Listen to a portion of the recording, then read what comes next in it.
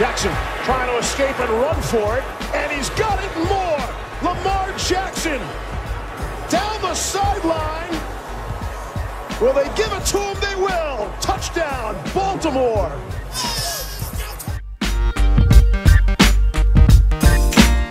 And with 1:17 left to play on Wild Card Weekend, the Hayes in the barn.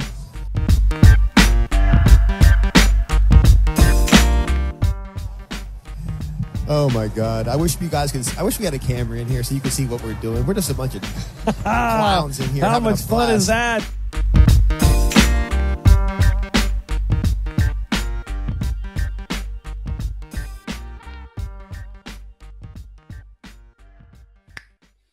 All right, welcome on back to another edition of the Baltimore Beatdown podcast. It is Friday, December 24th, Christmas Eve, one of the best days of the year, in my opinion. My name is Jake Luke. I'm joined by Spencer Nathaniel Schultz. How's it going, pal? The season has worn down on me. I have come down with the vid. I've been drinking NyQuil by the pint. Double vid survivor. Double vid survivor. Me, Lamar Jackson, and John Wayne. Double vid for survivors.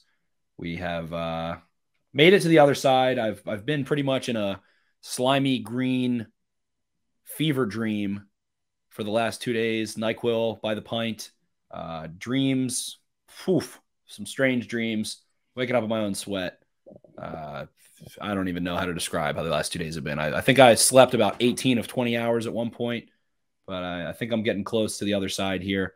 The Ravens doing no better. 12 players now on the COVID list, I believe, 17 in total, including practice squad guys.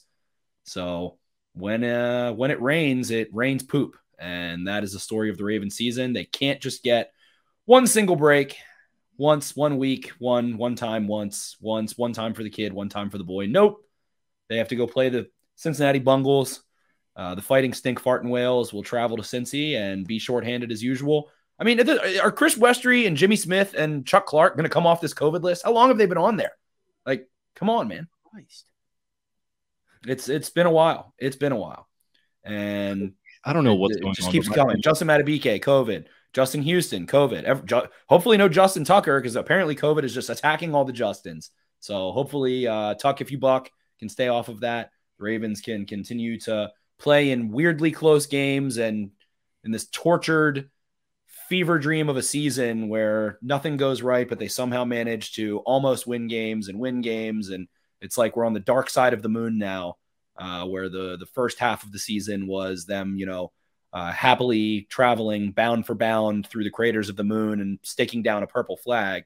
It is now turned to the other side where Calais Campbell's been hurt and all these players are hurt. Everybody's been hurt. We don't have to go through it, but now COVID strikes and the Cincinnati Bengals, who apparently have nothing to do in town, according to one Joseph Burrow, are just healthy as a freaking pecan pie on Christmas Day and able to continue playing and bounding through. And it just feels like we're looking at two teams that have the same record, but couldn't have had different seasons.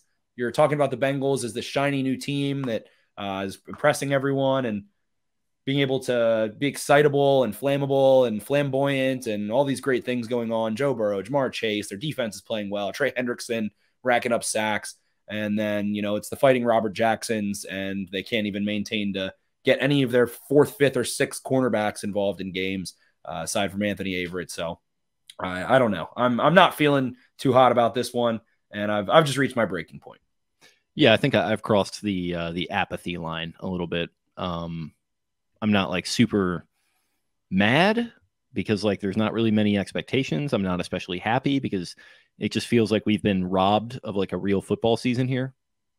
Like injuries are a part of the game and they're going to happen, but like the extent to which that's happened and now plus all this COVID shit, it's just like, man, like they're just, this is Job season right now. This is some real like biblical shit. So it's tough. I'm really not like in any sort of fired up mood to watch this game this coming Sunday. I'm sure I'll be an absolute glass case of emotion when it's actually going on. But right now it's just I'm focused on Christmas and we're worried about that. And this season is kind of, to your point, it's just kind of gone down the tubes a little bit, it feels like, which is unfortunate because, even after all the injuries they had suffered, it looked like it had promise at times, but the floodgates just did not close, and things just continue to snowball and get worse. And now with all the COVID issues, it just kind of it's not feeling great. It's Wednesday as we record this. It's going to be, or Thursday as we record this. It's going to be Friday when it comes out. Lamar Jackson has not practiced yet this week, so who knows if he's even going to play, which is also kind of whatever at this point. It's a complete and total state of just blah right now. I tweeted that you were a broken man on Sunday night. I think your performance on the show kind of proved that. Your performance so far is proving that, I think. And we're both just kind of over it. Yeah, we are. Lamar Jackson makes the Pro Bowl alongside Mark Andrews, Devin Duvernay, Justin Tucker, Pat Ricard. And it looks like the players and coaches are the ones who send Lamar in there. And at this point, Lamar has not practiced since before the Browns game a couple weeks ago. Really, since he got sick before that Chicago Bears game, missed that whole week of practice for the most part. I think he practiced that Friday. So going back to that, it's like he hasn't really practiced much in a month and a half, almost 5 weeks, 6 weeks. So it has just been the season of doom, dating all the way back to training camp, and him missing time because of being one of the few players to get COVID in training camp when it wasn't really running that rampant, and missing the first 10 days. So it's been a season of if it can go wrong, it does. Marlon Humphrey was the last of a dying breed, or the last kind of Voyager of this season, and he goes out. He was kind of the Lone Ranger there of those highly paid players on that, especially on that side of the football, that were able to make some noise, and some of the top guys, and he goes out. So I think that we have probably elevated our expectations of what this team is capable of because of what they did Lamar's rookie year, and because of what they did last year, where they pretty much had to win out, and they did. So we have grown accustomed to that. So that affects our expectations of what this team should have been, and what they have shown that they can fight and grind out. But at the end of the day, they are, I've used all the references: handicapped, fighting with a hand behind their back, with one hand, fighting with their offhand, swordsman on the left hand, all that stuff we've said. At this point, it's just ready to run off the rails. I don't think there's any rabbit's foot or any sort of trickery or anything left. No knight on a white horse coming in to save the day, it feels like. I don't think so. I think that last week, I said on the last episode, I got a little emotional. I felt like, something special needs to happen. And I think last week was that something special. They should not have been in that game. They should not have played so well. You have Justin Madubuike wrecking shop, and, Geno Stone calling the defense, and Tyler Huntley in there scoring touchdown after touchdown and able to do some things. But this Bengals team is capable. It feels like they're hungry to prove themselves. They had a little bit of a recipe for success against the Ravens, and they're healthy. So, it's been fun. It's been a lot of fun watching this Ravens team fight and grind it out. But at this point, we're toothless as fans that have watched this happen, and the way it's transpired. And I think it drives you into maddening craze of if they did this or if they did that. But ultimately, best case scenario for this season, especially once they kind of came back to reality after kind of losing to the Bengals, is a year that looks like last year, maybe winning one playoff game and making a little noise there, and showing some promise for next year. But we're robbed of that. It's not like the Ravens haven't been to the playoffs the last 3 years. Never say never, but right now it's just the 17 players on the COVID list, 12 of them that aren't on the practice squad. The best way to one of the many, many best ways to summarize this season is, Justin Houston is tested positive for COVID, so he's going to miss the game. But Pernell McPhee comes off the injury list. He's ready to play. And then the next day, Pernell McPhee goes on the COVID list. So just when you think there's a little bit of hope, it gets stomped out. I guess the Ravens used all of their cosmic luck and cosmic kind of force that the football gods had bestowed down upon them, to which has resulted in a lack of that this season. And the cards are stacked against them. And ultimately, I think they're going to have to bend down here. They, for whatever reason, are the last of the tiebreakers of all of these teams. And that whole situation just further fucking befuddles me. So I just don't know where else to go from here. The Bengals have answers for them. Let's see what the Ravens can draw up in terms of, maybe playing a little bit more conservative, looking like they did last week against the Packers, dropping back in coverage. And if Tyler Huntley can be a little bit more of a quick passer. Lamar held the ball too long last time he played the Bengals, and that's where those problems started. So maybe they can snake something out against a divisional opponent. I mean, the Jets beat the Bengals, so again, never say never, but it just feels like it's time. With the way this week has gone, it feels like it's time to kind of roll over and die. Yeah, which sucks to say, and don't get me wrong, I have all the respect in the world for the players and coaches for keeping this thing together to the extent that they have through this mess, but it does kind of feel like this might be life just kind of throwing the last punch a little bit too hard here with all that's transpired this week. So it's, it's tough, but these players and coaches, they don't get to opt out like we're talking about. They don't get to say, I'm done. They have to get in the lab and they have to try and put something together. And I trust that they're going to do that. And I believe that they're going to keep this thing competitive, but Jesus Christ, it's going to be tough to win. It's going to be tough without your starting quarterback, and it's going to be tough to beat LA and Pittsburgh too. So yeah, to your overall point about the playoffs there, it's tough, but they're just going to have to take this thing literally one play at a time because they're just, there's just no room for anything else at this point. I move forward because I must. Exactly. So Mark Andrews, just everything went right last week. Mark Andrews has a Herculean performance, one for the ages. Immediately from the first drive of the game for the Ravens, rips down the field and, gets them into position, and they just can't get it. And it's like, at some point, is the clock not going to turn? If they end up in another close game with the Bengals that comes down to a 2-point conversion or a fourth down or something, at some point, something has to give. It's just miraculous that other teams haven't made mistakes in those situations, in those dire situations over the last couple of weeks, and the Ravens haven't been able to get over that hump. So I don't want to say that the Ravens are going to get blown out. I don't think they were blown out. The box score of that last Bengals game, 41-17, Ravens had a lead in the third quarter of that game. And then the Bengals score the long touchdown, and the Ravens get hyper aggressive on fourth down a little bit in the fourth quarter, and things don't go their way. Brandon Williams gets run over and some things happen. And I don't think the Bengals are going to be able to run the ball terribly effectively. Maybe they will. I mean, no Matabike, maybe no Campbell, who knows? I just don't even know the Ravens are going to have out there at this point. But if there ends up being another close game where the coin doesn't fall to the side of the Ravens, then I don't know. It's just insult to injury. But at this point, I'm going back, I'm watching tape, watching things, but it's like, what am I to try to diagnose about this game? What am I to write about this game when Robert Jackson's playing corner and you're missing everyone? Their defense, it's a joke. They have 12, 13 healthy players on an entire defense, on an entire half of the football in practice at one point. How is that possible? So just everyone's going to want to blame someone, place blame somewhere. Just didn't go their way this year, man. It just didn't go their way. They fought tooth and nail. It did not. And it stinks because I was feeling a lot of excitement about this game, about this kind of late December matchup against an up-and-coming team and quarterback and team that was going to, be a new rival down for years to come. And hopefully we get a classic game out of it. We might still, but it just doesn't feel that way. So I don't know what to say at this point. I'm befuddled. Yeah, I mean, I think they will be. I think this will be a good rivalry moving forward. But you're just talking about teams on two different levels right now because of health, because of COVID.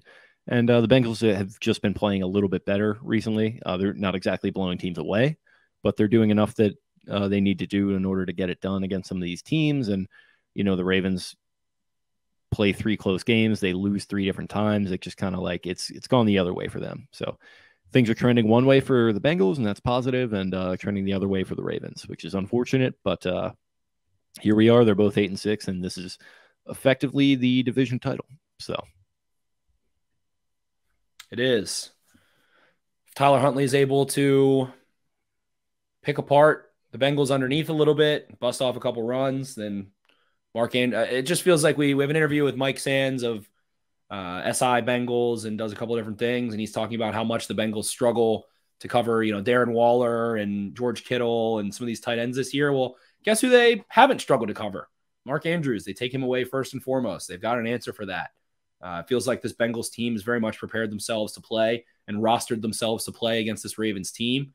And that's the healthy team. So, I mean, maybe it is a little bit of a monkey wrench when you've got some new faces in there and you're not sure about their tendencies and what the play calling is going to look like. But that Bengals pass rush has been pretty potent. Their DBs are decently well-grounded. I think that they have probably a more capable defense than the Ravens saw last week against the Packers, and not terribly dissimilar defenses, I'd say. And I don't know. I struggle to see the Ravens able to score 4 touchdowns again in back-to-back games like this. I think that the Bengals are probably going to creep up and force Tyler Huntley to try to hurt them over top, and I don't know that he's equipped to do that very well. I think that they're going to be able to play some zone and a little bit of match man and hurt Tyler Huntley a little bit, but I think he can still make plays. Saw some really good things. He had some, when I went back through the film from last week, some really awesome throws, some ones that, didn't have huge yardage gains or anything, but he made a throw to Mark Andrews on a 3rd and 8 where he layered it over top of a linebacker and behind the defensive back and put it where only Andrews could get it. So the kid can play. We'll see what happens. There's that excitement. There's the excitement of, maybe Rashad Bateman can get involved this week or something of the sort. They hurt the Bengals last time with some crossers from him and some trips. Down the field, he had 2 big gains. So we'll see. But the cards are stacked against them. And you'd hope at some point that something has to give. But I just fear that is not the case. Yeah, and to the other side of the ball, it's kind of like, the defense, they deserve a lot of credit for what they were able to do late against Aaron Rodgers to give the offense really a chance to go and win that game, which was surprising, but you got to be better than giving up 31 points. It's going to be tough against this offense to limit them a ton, but you got to either make splash plays on defense or you got to make a couple more stops and, limit the point damage on the scoreboard to allow Huntley to hang around a little bit and maybe try to steal one late. But yeah, I don't know if I'm super optimistic either. We've kind of been wallowing around a little bit to start this thing off, but we do have the Mike interview. So I guess we can throw it to that. Do you want to do predictions before we get into that then? Yeah, let's do that. Yeah, I don't pick against them very often. I thought about doing it the last couple weeks, and I don't believe I did. But I'm going to go and do it here. I'm going to go Bengals win this one 27, Ravens 21. The only way I see the Ravens winning is if they can shut down the run. Aaron Rodgers had to make a lot of very Aaron Rodgers throws that were really special and do some crazy witchcraft with his ball fakes and things of that nature. We get into that with Mike Sands. If this Ravens defense is able to kind of shut down the run, drop 7 and 8 into coverage again, have Odafe away spy like they did, I don't hate that game plan for I would say Joe Burrow doesn't have the arm talent of Aaron Rodgers, but he's got kind of the same moxie. So the quarterback that has some similar traits. I wouldn't say they're very similar overall, but have some similar traits there, similar kind of Jamar Chase, Devontae Adams chemistry, all those kinds of things. So I do think the Bengals end up winning. I think it's their time. They have a healthier and more robust team at this point. I think that the Ravens can probably give them a run for their money because they can give any team in the NFL a run for their money no matter what happens. But let's go Bengals 23, Ravens 18. There you have it. So I know we both obviously hope that we're wrong. I think it will be a nice Christmas miracle. How about, hey, football gods, how about you give us a little football Christmas miracle here and prove us wrong? How about you don't ruin the holidays with a Ravens game for once when the Ravens have to play on or around a holiday, because every single time the Ravens play on or around a holiday, it's ruined. Well, they couldn't really avoid this one. I mean, they're not playing on the holiday. Like, they're just playing on the Sunday. Well, I'm talking Bengals from a couple years ago. I'm talking Steelers on Christmas. I know what you mean, but this one isn't one of those. You know? It is, but it isn't. But everyone has to play this week. Well, maybe not Cleveland. Maybe they'll get their game. I'm just saying, every time the Ravens play on these holidays, it gets ruined. Okay. Well, I mean, the holiday will be over by this point, won't it? It's the holidays. It's the holidays. It's the holiday season, and Santa Claus has got a toy for every good little girl and boy. He'll be coming down the chimney down. There you have it, folks. Happy holiday. Happy holidays. All right, I think that's about all we can muster. We're both to your point. I'm loopy. I don't even. I've been drinking lots of NyQuil. I don't know. In the if twilight I exist zone or right not. now. You're twisted. I'm doing okay. I'm fine personally, but this Raven stuff gets me down a little bit when they're in a tough spot like this, and I'm not expecting it to be any much more fun this weekend. So we'll see how it goes. But in the meantime, you guys enjoy your Christmas, enjoy your holiday, whatever you choose to celebrate. I know Hanukkah is obviously already over, so for our members of the tribe, we love you too. So happy belated Hanukkah, Merry Christmas, Kwanzaa. I don't know if anyone's doing that. Happy Kwanzaa. And whatever you choose to celebrate or not celebrate, we hope you have yourself a great weekend. Enjoy this game, whatever happens, and we'll talk to you again on Sunday night, Monday morning, whenever you choose to listen. But in the meantime, here's our interview with Mike Sands. Talk to you guys later. See ya. Arrivederci. All right, we now welcome on a very special guest. It is a recurring guest, a guy that's been making his way onto these airwaves a good amount of time here in the past couple months. It's Mike Sands, Mike Santagata. Is that not Italian, are you? I am sure I'm not. Santagata. It's Santagata. Closer, yeah. Yeah. Good. Brought on Italian. I'll give you the Italian explanation. Quick, it's supposed to be like Saint Agatha, but in Italian that's Santagata. There should be an apostrophe before the T and A, and be Santa capital Agata. So Santagata. Interesting. Santagata. Yeah, I hear the music in it. Do your Chris Pratt Italian voice. You'll probably get it. Oh yeah, with my last name, I have no recourse. I can't tell people that their last name is like difficult to pronounce or anything because I get a lot of different variations on it. But I guess yeah, that's probably number one, which is a tough scene for your boy. But speaking of tough scenes, the Ravens are sitting at 8-6, and the Bengals are sitting at 8-6, having already dispatched of the Ravens earlier in the season in Baltimore. So we have a little matchup between these two teams coming up in Paul Brown Stadium in Cincinnati this coming weekend. And Mike is a very good writer who covers the Bengals for a couple different outlets, which obviously you'll get to plug in due time here. But I wanted to get you on to talk about this coming matchup, man. So if you're game, we're game. I mean, everything's in a weird spot right now. Things are kind of in flux for Ravens fans and us covering the team here. But I guess we can say we're looking forward to it, kind of. Yeah, if I make any mistakes on a Ravens player that's out, I'm sure there'll be a moment where I'm like, Jimmy Smith out. Marlon Humphrey out. So where are the Bengals at right now with all that kind of stuff? I know, like I said, they're 8-6, they're top of the division, and they've scraped out a couple wins here after a little bit of a slump following that big Ravens win. But it feels like they're in probably the driver's seat here for the division. How you feeling about it? Yeah, I mean, the division's weird. I think to win it, they'll need to beat the Ravens and the Browns in Week 18. But who knows? Maybe the Browns lose out or something. But yeah, I'm feeling good about it, even if they miss the playoffs, because I was predicting they're probably like a 8-9, 9-8 type team. They can get to 10 wins, and we're already at 8. Well, you love to see it.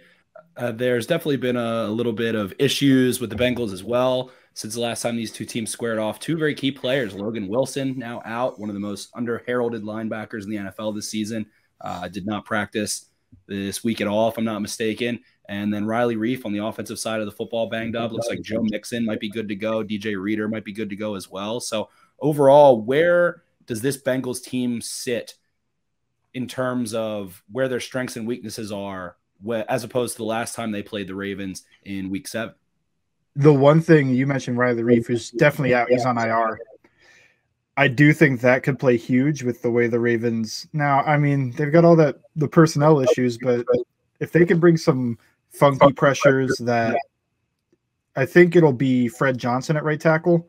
Yeah, and he played last week and he did fine last week, but Broncos didn't really bring too many slot blitzes, safety blitzes, both at the same time type stuff. So I think if you challenge their communication, and because when they played last time, all 5 of the starters were there that have played together the longest, and they're able to put 2 guys in the backfield. They're able to pick up everything that the Ravens threw at them.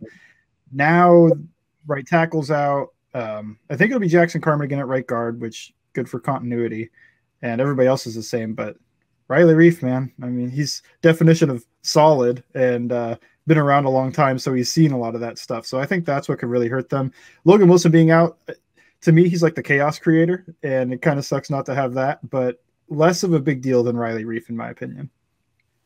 Certainly. And I'm kind of looking at some of these options along the interior of the offensive line. And is that kind of where you would posit your favorite guy, Wink Martindale, to attack along this offensive line? Because I'm seeing some options via PFF here, and I'm not watching film with the trained eye in the same way that you guys are. But you've got a couple of different options here that are a little bit more lowly graded by PFF. Trey Hopkins at 50.3. Akeem Adeniji, is that how you say it? Adeniji. You're doing great with the names today. Yeah, it's been a long one as we talked about before we got going here, but he's at 51.9. You know, solid across the board otherwise. And then you mentioned Fred Johnson, who has an 80.9 grade here that I'm looking at, but I'm guessing small sample size there. But how would you choose to attack this offensive line then if you were your boy Stink? I would let the left side just go against like one dude and just try to overload the right side most of the time, try to get them in one-on-ones, try to confuse them, maybe some twists and stuff over there, because Quentin Spain and Jonah Williams been the 2 best players on this offensive line. And I mean, not really super surprising. They're kind of what I was going into the season thinking, 2 of the stronger pieces. I wasn't sure about Hopkins because of the injury. He tore his ACL week 17 last year. He was ready week 1, which might have ended up not helping him coming back so early because he started so slow. But yeah, I'd attack the right side. Fred Johnson's 80, probably a mirage. I mean, I hope it's true. I hope it lasts forever. But it was one game, and it was against not Bradley Chubb on the Broncos for almost every snap. So I don't even know who that was. I don't remember. Not a difficult opponent. Good that he beat him, you know, did his job. But that's what I love about PFF grades. Oh, you get beat up by Von Miller, you're horrible. Oh, you beat up on some rookie that has 33 snaps in his life. Congratulations, you're an all-pro. They're contact games. Yeah. So it'll probably be Jackson Carmen at right guard. All of them. I think you could beat all 3 of them one-on-one. I mean, the Ravens have the guys to do it. You put Odafe Owe over top of Fred Johnson and, you know, test that 80 PFF rating, and Calais Campbell, a seasoned vet, going against Jackson Carmen, a rookie. I don't like that matchup personally. That's how I'd do it. I don't know. I think I'd rush 4. I don't think I'd bring a lot of blitzes because I think the Bengals are prepared for the blitz.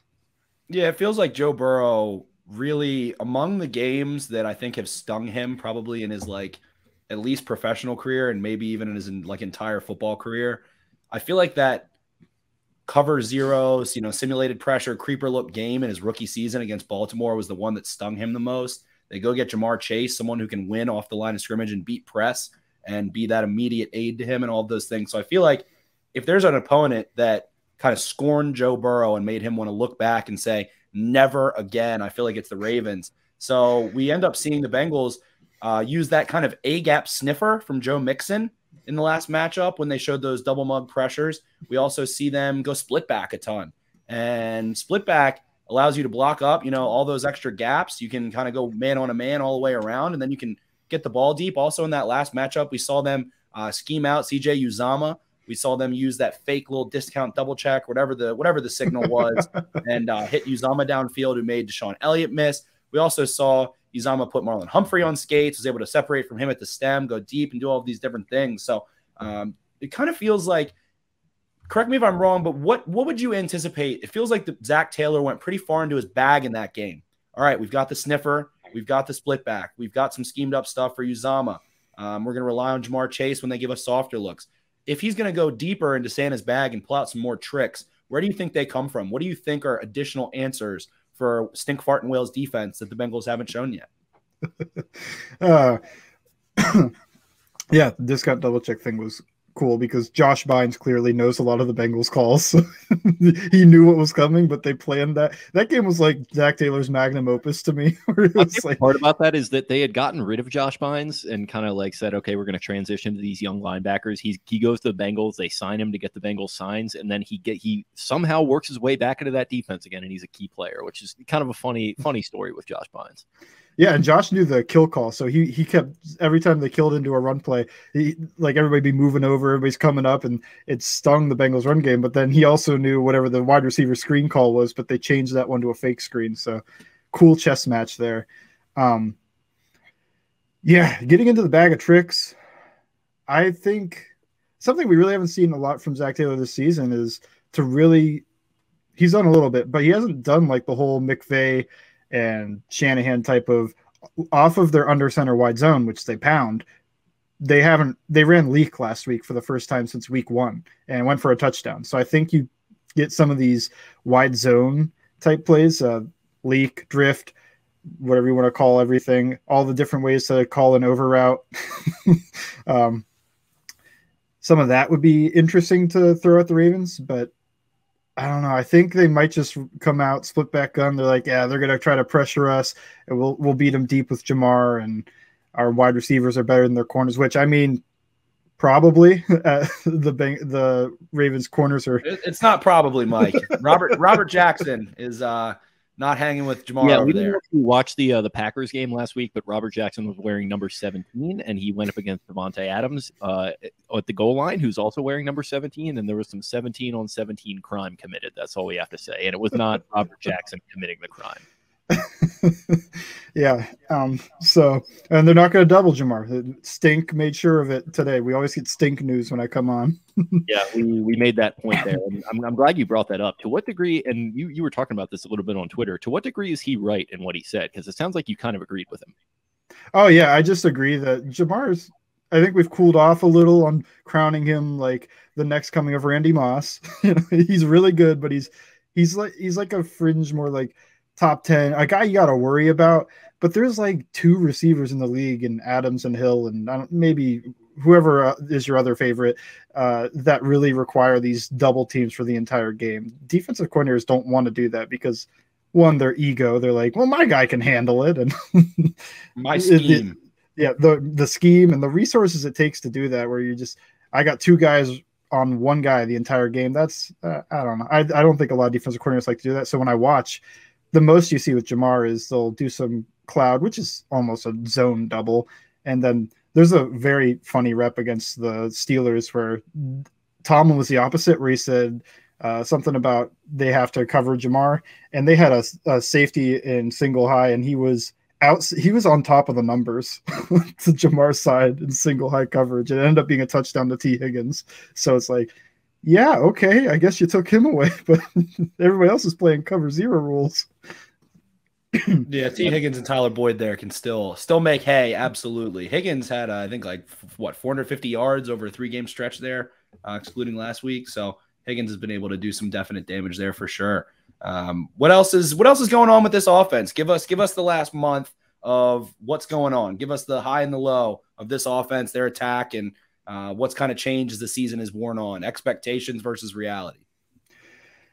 Yeah, the past few weeks, they have, to every Bengals fan's anger, been 4% more run than 4% more run than usual. So they're really mad about the 4 plays that per game. About, they're not letting Burrow cook. It's like, well, he's still getting 30 attempts. It's just he's not getting 35.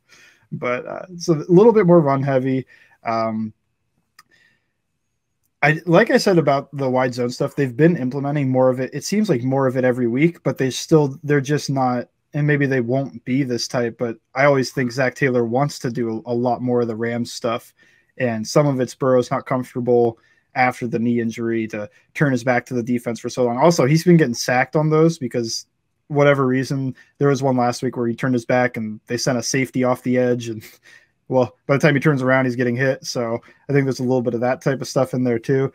But I wouldn't be surprised if they try to throw some of that out there. I mean, the Ravens play a lot of man, so some of that is leak works a lot less when they have a guy staring at the guy that's trying to leak. But I don't know. Ravens could do something different. Maybe Stink. I don't know. I didn't watch last week. Did he still play a lot of man stuff, bring a lot of pressures, or is he not very much pressure? Much They played a little bit more zone, but there was definitely still some man. They're always going to play some man. Okay. I wasn't sure because the personnel's just so decimated that I could see him kind of pulling Mike Zimmer of last year, where he just starts playing cover 2 all the time. And he said at one point, yeah, I could find a cover 2 corner at a 7-Eleven. So. He just sits there. He just squats.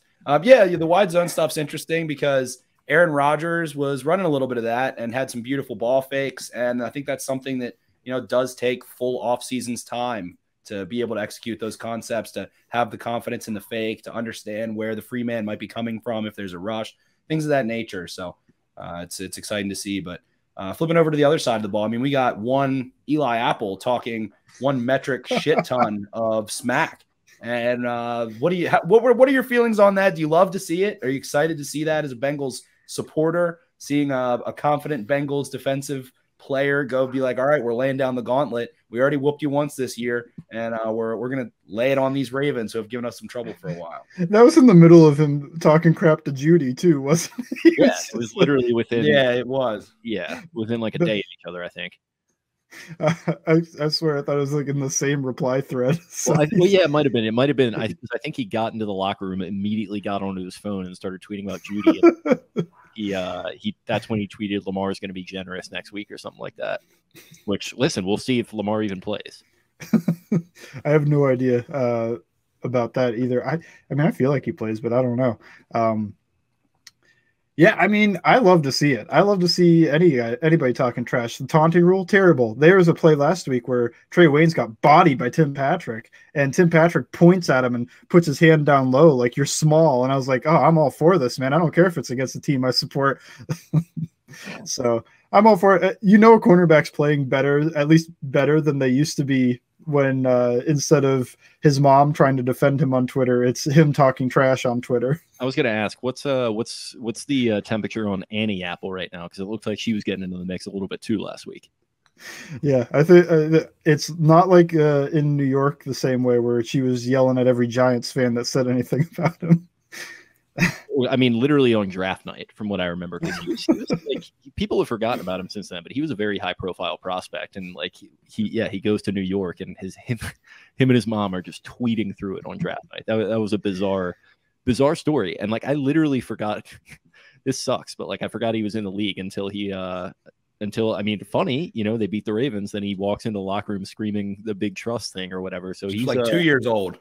He's fiery. I kind of like it myself too. I think some Ravens fans getting in their feelings a little bit about it, which I understand, but it makes me look forward to it even more. But hopefully Lamar plays so we can kind of get that juice added to it a little bit, I guess I would say. Yeah, he needs to target Eli Apple about 10 times. See if Eli can get a pick, Yeah. Exactly. I mean, there is rumor that even if Waynes and Awuzie are healthy, they're going to start Eli Apple over Waynes because he just hasn't been it since his injury. I mean, I think he keeps trying to come back from this hammy, and he's just not fully there. I don't know. It's kind of sad for Waynes. I don't think he was ever injured in Minnesota, and he's played like 2 games in Cincinnati. Yeah, so he's at 47.4 per PFF, and then you got 59.7 for Apple. So obviously we've talked about context is kind of maybe a little bit lacking there sometimes, but it does sound like you're a little bit down on Waynes there. We did have some listeners kind of asking about Jesse Bates. Is it true that there's been a little bit of a decline there? What are you seeing out of this safety group with him and Von Bell?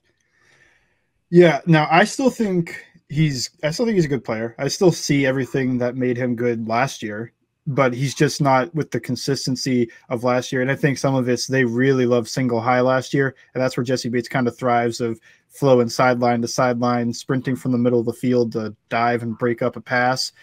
When he's halved up, when he's in a half like that or in a quarter, yeah, they can just kind of target the other side. And the Ravens did that with there was Von Bell and Eli Apple. No, it was Cheeto and against Marquise Brown. And I mean, Marquise Brown gets one step inside release, and he's beyond both of them. So there is a point to Von Bell, good player, but not as good. He's a little bit of a liability downfield, and trying to man up against Andrews, that type of thing. But yeah, the question is about Jesse Bates. Jesse Bates, I think he's still a good player. I think he's having a little bit of a rocky season, but I think the PFF grades and everything like that don't really tell the whole story of how he's playing, because I think you still see just elite recognition, and he's really good at reading the offense out. There was a play last week. He was too early to get an interception. He jumps the dig and it's thrown. He's like falling backwards trying to make the play. It's just like, man, if your recognition was like half a second slower, you would have had a pick six, man. Just landed on a little bit too quickly there. So the Bengals struggled in the last couple of weeks against the last month or so. So the Browns come out. The Browns are able to kind of give them the little marriage of the run and the pass, hit them over top, run the ball effectively. Nick Chubb averages 10 yards a carry. And then we go see the Chargers give them another run for their money in a little bit of a different capacity, with Justin Herbert able to drop back, 40 times or so, spread the ball out, Jalen Guyton, Mike Williams, and able to take advantage underneath with Keenan Allen at times as well. So where do you think that this defense needs to shore up to go on a postseason run? And those are some teams that, they're going to face again or could face again. So how are they going to be able to make changes and adapt and execute better next time? The Browns one's one that really concerns me, because I actually think the Chargers the game on defense set wasn't as bad as it seemed, just because there was the Jamar Chase giving the ball to the defense and quite a few turnovers from what I remember. And yeah, that happens. 30 something points, 40 points gets put on the board on the defense, but they had like 3 short fields for touchdowns. So I don't know. Browns game, full concern. I don't know if they do a great job at stopping the Browns running attack. And I think it's just a combination of, they've got Bill Callahan, they've got fantastic, at least interior of their offensive line, even with the tackles injured, and Nick Chubb's great. Whole lot leading there on the run game. So, and Baker Mayfield, however he's playing, whenever he plays against Cincinnati, he is what everybody thought he was going to be right after his rookie year. He's getting talked about. He's like, he's a play action 55-yard lasers over top, and that's running right, up and down the field barking and doing all that stuff. I think it was Hugh Jackson just fired him up to ever play Cincinnati. So, yeah, he's just always going to play well against Cincinnati. So they have to beat both the run and pass against them. Otherwise, I mean, the defense needs to shore up, definitely covering tight ends, which is a concern for the Ravens game. They've got a good one, but whenever they face somebody like George Kittle and Darren Waller, they seem to just be getting crushed. George Kittle, I think, went for like 158 yards and at least 1 touchdown that I remember. They couldn't cover him at all. And especially it got into crunch time, and it was just Jimmy Garoppolo just throwing the ball up to George Kittle. And they tried everything. They tried to zone off. They tried, I think, 4 different guys to cover him in man. Nothing was working. They brought in was dunking at one point. Jimmy G was just throwing it up, and he was just dunking on guys. There's nothing they could have done. It was a very fun sequence of 3 straight cover 1 robber plays, because Jimmy G struggles with that. And on the third one, there was a drop pick by Jesse Bates. And then on the third one, he's just, screw it. Kill's over there somewhere. He just dunks on somebody. It's like, crap. Come on. They need to be a little bit tighter on coverage on those tight ends. Running backs out of the backfield sometimes give them a little bit of trouble in the pass game. Not so much in the run game. They're pretty stout against the run if it's not the Browns. Going to be tested again this week, but they played the Ravens run game pretty well last time. But I've been thinking, the Ravens got kind of embarrassed. I'm pretty sure they're gonna treat this game like it's serious endeavor, because I think the Steelers, they got beat and they're like, that's the Bengals. They're still not that great, and then they got beat again. With the Ravens, I think with all the stuff being said, stink trying to prove that Jamar Chase won't go for 400 yards in 2 games. They're going to be ready for the Bengals. I think they're going to need to adjust on the fly against some stuff. I think the Ravens are going to bring some stuff they're not prepared for. So I guess the overall meta question, the situation that everyone's kind of buying a ticket for right now, what with this quarterback situation, how does it change the calculus if one plays versus the other plays? How much different of a threat do you think Jackson versus Huntley is from each other? Well, Jackson's, I think, more of a threat to just take anything running wise to the house. I think that guy, he didn't run at the combine, but I swear he's a 4.2 athlete. I mean, he runs past corners, and it's usually a problem if the quarterback's faster than your linebackers, but he's faster than the linebackers, the corners, the safeties, your return guy, everybody. And that's always a struggle. I don't know I don't even remember what his injury is, but if that's going to hold him back at all. Ankle bone bruise. Reported as a sprain, but it came out later that it's just a bone bruise. So that could slow him down a little bit. Maybe it's only 4.3 now. Yeah, there's a chance. I think he said in the past that he's a 4.33 based on like somebody timing him at Louisville or something. Okay, well, he looks 4.2. What's the difference? The fast guy, really fast guy. Yeah, that's the main thing I think of is that. Well, Lamar's also got more experience. I think people are a little down on him this year for whatever reason. I think the offense altogether has kind of failed against those zero pressure looks. It's not a Lamar thing. It's a young wide receivers combined with Lamar, combined with Greg Romans. He's as awesome as he is, he does have a few shortcomings that I think need worked out, specifically there. So some of that, I don't know. I'm more scared of Lamar. Like the Bengals might have some answers with some sniffers and some slipbacks.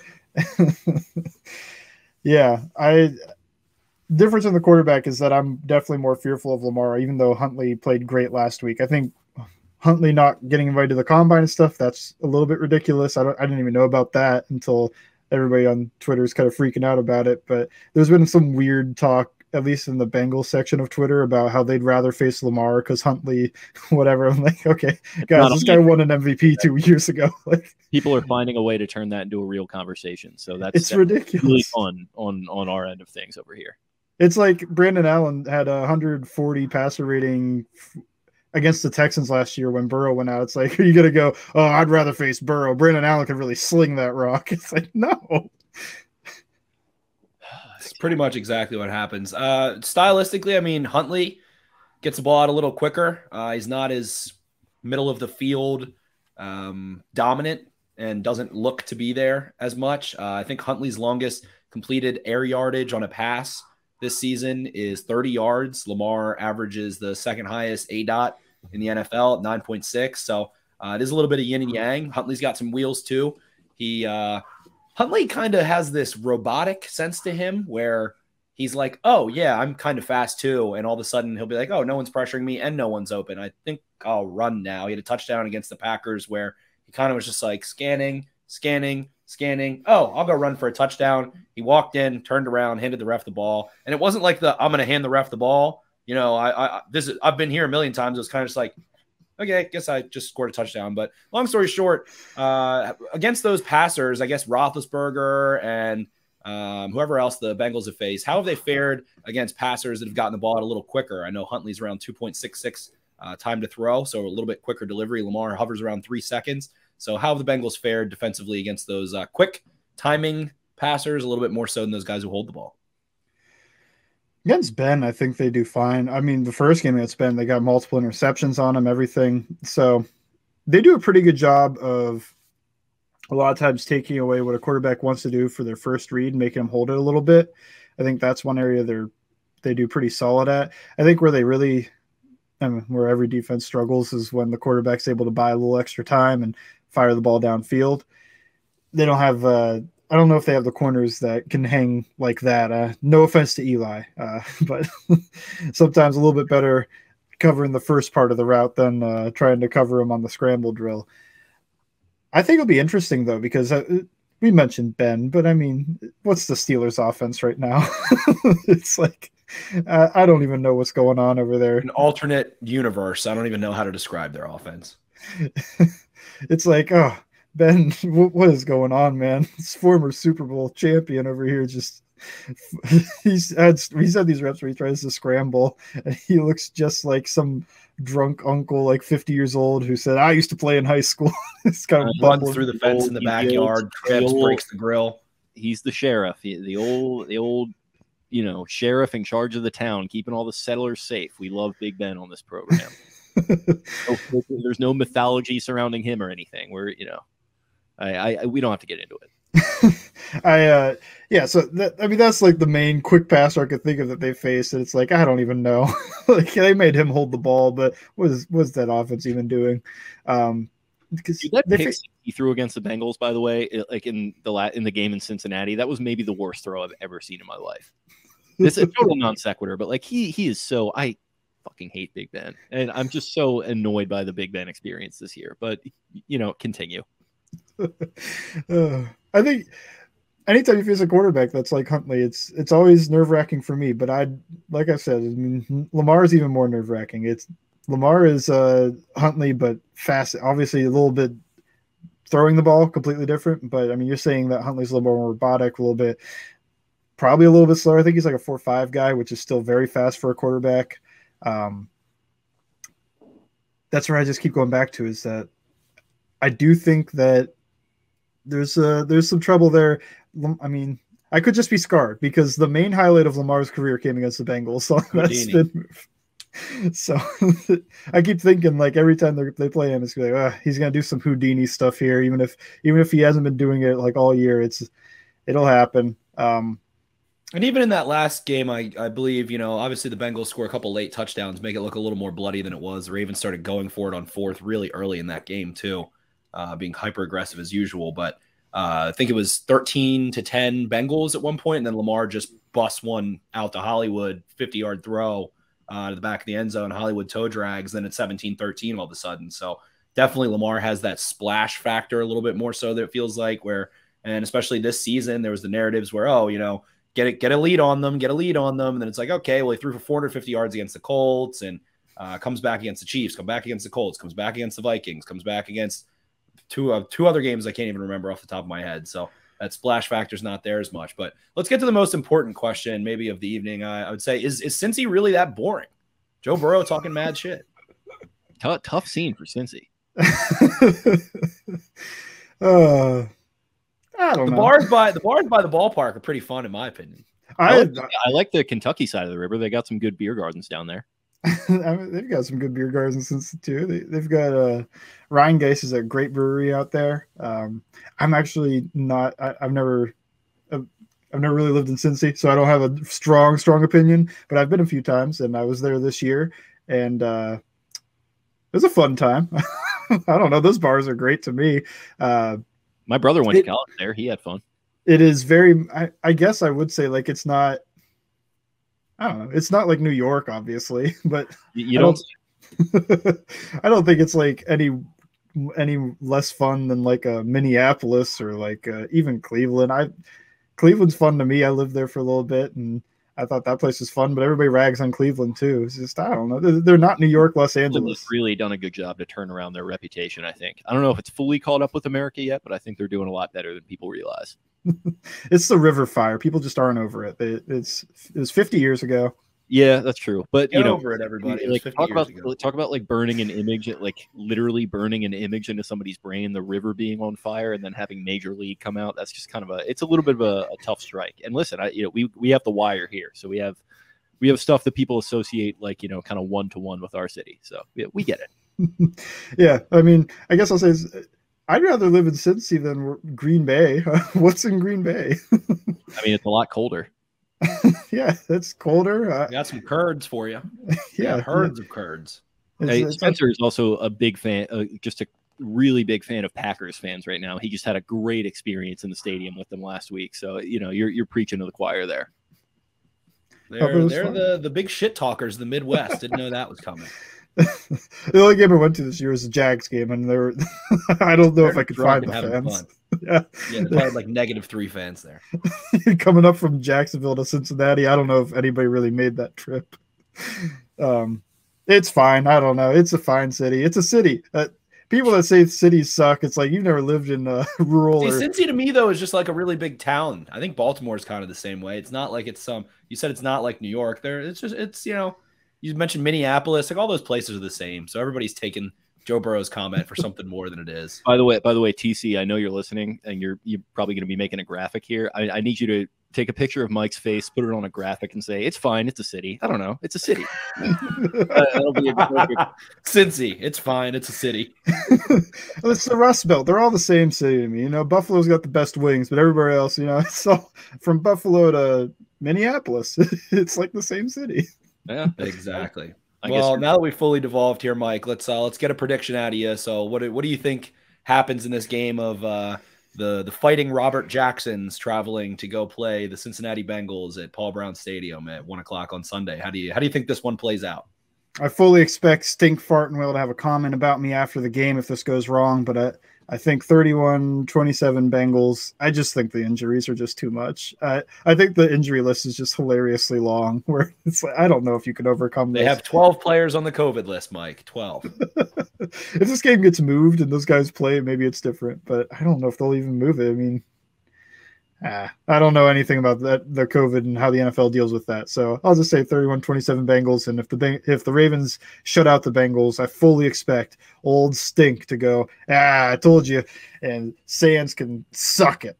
Yeah, he'll find some way to work you in there, wearing his chain and just absolutely dripping at the post-game presser. But all right, buddy. Well, see this mullet, Mike? This mullet's for real. Yeah, it is.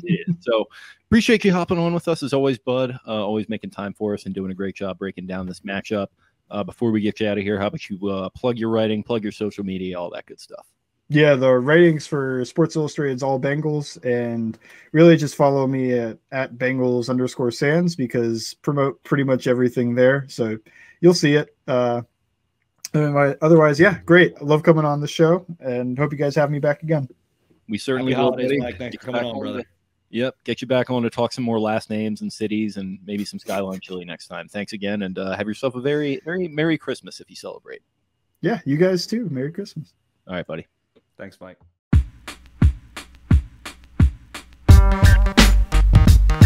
Gorlami.